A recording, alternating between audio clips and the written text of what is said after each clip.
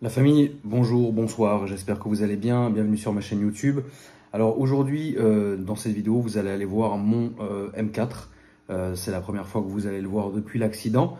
J'espère que c'est une vidéo qui vous plaira. Je vais essayer d'être le plus transparent possible sur l'avenir de la voiture et quelle sera, oui ou non, sa remplaçante. Est-ce qu'elle est épave, est-ce qu'elle est réparable, etc. Donc asseyez-vous, accrochez les ceintures, on est parti. Alors que là, je pense que la pub car verticale, elle est parfaite au vu de la situation.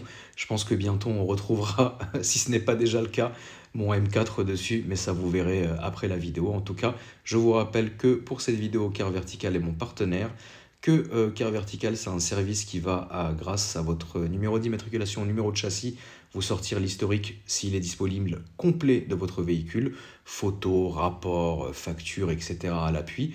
Donc n'hésitez pas à checker la description, il y a une réduction pour tous vos rapports. Et puis bah c'est parti frérot, hein. Ça va être bon. Bon visionnage la famille. Alors, petite intro la famille, avant qu'on se lance vraiment dans le cœur du sujet, où vous allez évidemment dans cette vidéo voir le M4 et pouvoir vraiment écouter ce que Kevin, qui est mon carrossier, qui a récupéré la voiture, a à dire dessus. Répondre aussi à certaines de vos questions, c'est pour ça que je fais cette intro avant de vous envoyer la vidéo, à savoir est-ce que la voiture est réparable ou non, parce que pas mal de gens ont dit ah les airbags sont sortis donc c'est mort. Kevin vous répondra dans cette vidéo et moi aussi. Deuxième question, bah, est-ce que j'ai trouvé sa remplaçante, parce que vous vous doutez bien me connaissant que même si la voiture est réparable et elle sera, je le sais, extrêmement bien réparée, est-ce que c'est une voiture que je vais garder? La réponse, je vous le dis tout de suite, est non. Pas parce que j'ai pas confiance en les réparations, mais parce que, pour deux choses. La première, je suis parano, c'est-à-dire que demain, rouler avec la voiture et me dire « Putain, l'airbag, il va me sauter à la gueule d'un coup », évidemment, ça n'arrivera pas. Mais je me connais et vous dire « Putain, j'ai eu un mauvais souvenir dans cette caisse » et faire que y penser, etc. Franchement, ça sert à rien. Alors, j'ai pas encore trouvé sa remplaçante. Il y a beaucoup de caisses qui me font de l'œil. Je vous en cite quelques-unes, que ce soit le nouvel RS6, l'M3 G80, l'M3 Shooting Brake, la nouvelle, Bentley Bentayga, Rolls-Royce Ghost, Clash G Mansory. Enfin, il y a quelques voitures comme ça qui me font de l'œil. Du coup, j'ai pas non plus envie de me précipiter parce que je suis un peu trop occupé, on va dire, dans mes rénovations folles de mes autres voitures.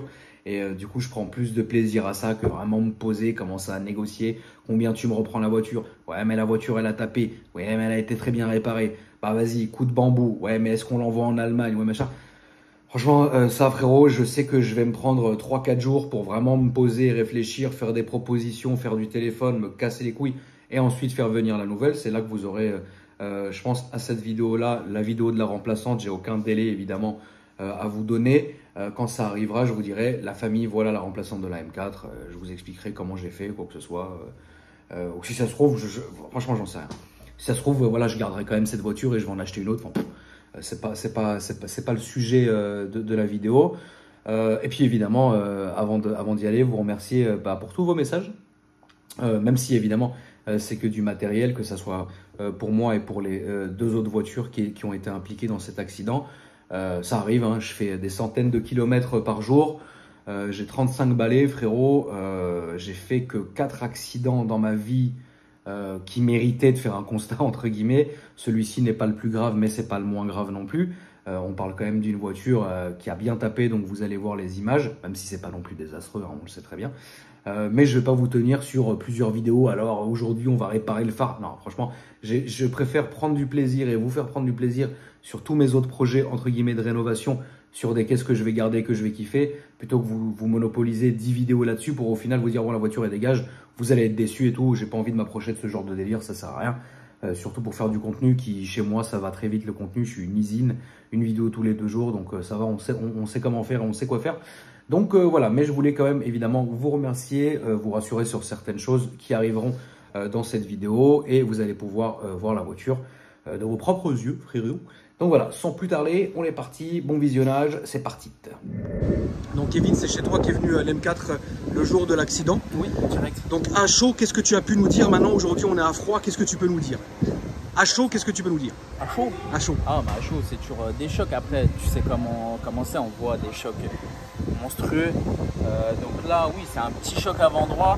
Ce qui est chiant sur ce type de choc-là, vraiment, c'est les airbags. Bien sûr. C'est ça qui fait chier. En vrai, il n'y a pas énorme. Là, c'est démonté, bien sûr. Imaginons, là on est en train de vous parler parce qu'on ne peut pas démonter tout de suite parce qu'on attend l'expert. C'est très important, l'expertise de l'assurance. Mais si, et c'est ce que j'ai dit, même juste 2 secondes après l'accident, en fait quand ça a tapé, moi je me suis dit putain les airbags ils sont sortis.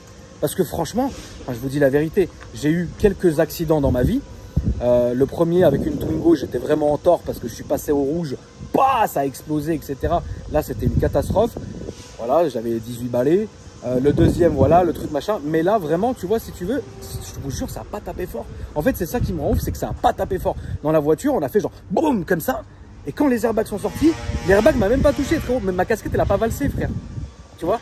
Et en fait, quand on est sorti de la voiture, j'ai dit merde, il y a les airbags qui sont sortis. Et là, je me suis dit, c'est chiant. Parce que comme vous le savez, bah, airbag qui sort, c'est chiant. Bref, excuse-moi mon Kevin, je t'écoute. Non, il n'y a aucun problème. On est toujours là. Voilà. Là, on peut montrer même les... Alors, imaginons qu'il n'y avait pas les airbags qui seraient sortis. On est sur un choc, on va dire, banal. En gros, quand il y a les airbags, ça fait 2 choses. C'est que là, si on aurait eu que ça, on n'aurait pas été sur une procédure. On n'aurait pas été sur une procédure VE. La carte grise n'aurait pas été bloquée en préfecture parce qu'il n'y a aucun élément de sécurité qui est touché et on aurait pu la réparer beaucoup plus vite. Là, une fois que les airbags sortent, il y a un expert qui passe. La carte grise est bloquée en préfecture. Donc c'est un VE parce qu'il y a des éléments de sécurité qui sont touchés. D'accord. Donc les airbags vont devoir être remplacés. L'expert va devoir venir la voir au moins une fois par semaine. D'accord. Pour faire la suivi des travaux. Parce que c'est lui à la fin qui signe la levée donc, de la procédure. Qui s'ensuit donc après les réparations, le contrôle géométrie, même si les trains roulants ne sont pas touchés, et le contrôle technique, même si la voiture elle a 1 an ou 2. Donc il faut qu'il y ait réparation, contrôle technique, géométrie et un essai routier de l'expert. Et lui, c'est lui qui va donner l'autorisation pour que le véhicule reprenne la route en toute sécurité. Si tu penses que si les airbags n'étaient pas sortis, tu penses qu'il n'y aurait jamais eu ce genre de procédure? Il n'y a jamais eu de procédure. Il y a un truc qui pourrait déclencher sans les airbags, c'est ça. Ça, alors oui, ça, il y a pas mal de gens qui m'ont posé la question. Pourquoi le capot est élevé comme ça, Mika? Qu'est-ce que c'est? Là, c'est pour amortir le choc. C'est le système anti-collision pour les piétons, en fait. En gros, c'est pour que le piéton, au lieu de taper la tête dans le pare-brise, il passe au-dessus. Il rebondit. Ouais, voilà. T'as vu? Enfin voilà. En fait, là, vous allez avoir un espèce de mécanisme qui va monter le capot comme ça et ça nique tout. Ça nique tout.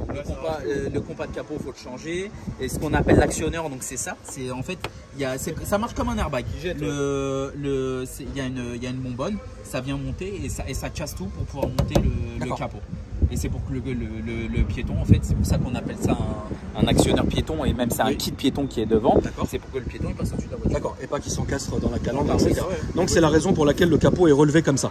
Après, bon, comme vous le voyez, le reste, à partir de là, le reste est nickel, quoi, tu vois. Donc voilà. Après ici, oui, on a, qu'est-ce qu'on va avoir? On va avoir là un tout petit peu ici. Parce qu'en fait, moi, je pensais que ça s'arrêterait mieux. J'ai voulu me rabattre contre la glissière pour justement pas taper la voiture qui était devant moi. Mais ma porte est restée un peu bloquée contre la glissière. Donc c'est pour ça que vous voyez ça. C'est au moment où j'ouvre la porte pour sortir comme Steven Seagal sur l'autoroute. Voilà. Ce qui a pété les pare-brises, évidemment, c'est les sorties des airbags. Et à savoir que l'airbag là-dessus, donc ce qui est chiant aussi quand les airbags ils pètent, sur cet exemple-là, tu peux filmer, bien sûr, c'est que l'airbag en fait, l'airbag passager, il te découpe le tableau de bord. Oui, oui, oui. Donc c'est un... Voilà. Bon, c'est pas grave. Bon, c'est pas ça qui va nous arrêter, mon Kevin. Donc ça veut dire que le tableau de bord, en fait, on va devoir le remplacer. Oui, on va devoir le remplacer parce que ça a carrément découpé. En fait, je sais pas si vous allez le voir, la Mich. Ça a carrément découpé le tableau de bord. Voilà, là, vous le voyez, voilà, vous voyez là. Ça a carrément découpé le tableau de bord. Donc c'est pas un élément qu'on va cousure. On l'a cousu aux mains. Et en fait, si vous voulez, c'est comme ça. Voilà, donc ça c'est ça. C'est comme ça, c'est les rideaux, ça t'explose carrément la garniture de pavillon. La garniture de pavillon, tu regardes, elle est carrément morte. Regarde, tout est plié. Tout est plié, c'est vrai. Donc c'est des éléments qu'on va devoir remplacer à cause des airbags. Tu sais que c'est horrible parce que la voiture sent encore le neuf, quoi. C'est un truc de fou. C'est terrible. Et vu qu'on a eu un certain nombre d'actionneurs d'airbags, donc à partir d'un certain nombre, je vais pas dire de conneries, mais je crois que c'est 4 ou 5 airbags déclenchés, on est dans l'obligation de remplacer le boîtier qui gère les airbags. D'accord, ok. Donc il y a ça en plus aussi. Exactement. Ok, d'accord. Bah, sinon, elle est neuve dans le papier. Carrément, elle est neuve. Et les ceintures aussi. Ouais. Donc pour contrôler, bien vu l'Aziz, pour contrôler si une ceinture a été déclenchée ou pas, c'est que voilà. Ah oui, d'accord. En fait, là, t'as plus le truc. Carrément. D'accord, ok. Donc ça, c'est un élément pareil qu'on va devoir remplacer parce qu'elle ne fait plus sa fonction de ceinture. Elle a été utilisée et elle a explosé à l'intérieur pour pouvoir retenir le passager. D'accord. Tu vois que il a un airbag aussi ici, il a pas pété. Ouais. Heureusement, c'est bon, il y en a assez carrément. Ouais, mais t'es pas violent et ça. Et sur les cabriolets, on a même. Oui, les arceaux qui sortent. Les arceaux qui sortent derrière ou carrément. Et des fois, sur certains véhicules, même coupés, on a les appuis-têtes qui pètent aussi. D'accord. Qui a un airbag dans les appuis-têtes en fait qui te sort pour éviter que le coup du lapin. Le coup du lapin. Exactement. Bon, à part ça, elle est neuve. À part ça, elle est carrément neuve. Alors, est-ce que c'est réparable, Kevin? Oui. Ouais. Clairement, oui. On aurait été sur un véhicule qui a 10-15 ans, non. Mais là, on est sur un véhicule qui coûte encore 90-100 000. Bien sûr. On est très très loin du prix de la réparation. Mais les réparations vont être conséquentes. En termes de réparation, tu penses qu'il y en aurait combien? J'ai pas savoir ce qu'il y a en dessous. J'en ai fait déjà des M4 comme ça, mais pour des pare-chocs, des conneries. Mais sur des gros chocs comme ça, je sais pas. Le tableau de bord, il va peut-être faire 6-7 000 euros. Le ciel de pavillon, le phare, il va peut-être faire avec tous les boîtiers, il va peut-être faire 3-4 000. Juste le phare en lui-même, si les boîtiers sont pas cramés, ça va peut-être être 1000-1500. Mais si tu rajoutes un boîtier, deux boîtiers, et si tu montes vite fait à 3000. Je pense que juste à l'intérieur, déjà tous les airbags, toutes les ceintures et tout, tu dois facile arriver à 10-15 000. Juste pour l'intérieur, sans compter l'extérieur. Ce qui est énorme. Ouais, après, les voitures d'aujourd'hui, comme on le disait tout à l'heure, Mika, en fait, elles sont faites pour se déformer à l'accident, quoi. C'est ça. En cas de choc, quoi. Tant mieux pour nous aussi. De toute façon, là ça sert à rien qu'on fasse des spéculations. Est-ce que ça a bougé? Est-ce que ça s'est déformé? Puisque Kevin ne peut pas toucher la voiture pour le moment pour voir vraiment ce qu'il y a à l'intérieur. Ça se trouve à l'intérieur, tout est baisé, etc. Mais bon, après, on ne peut pas le savoir. Tu vois, donc on ne peut pas dire de conneries. Voilà. Donc voilà à peu près où on en est. Donc voilà la famille, comme vous avez vu, on en est là.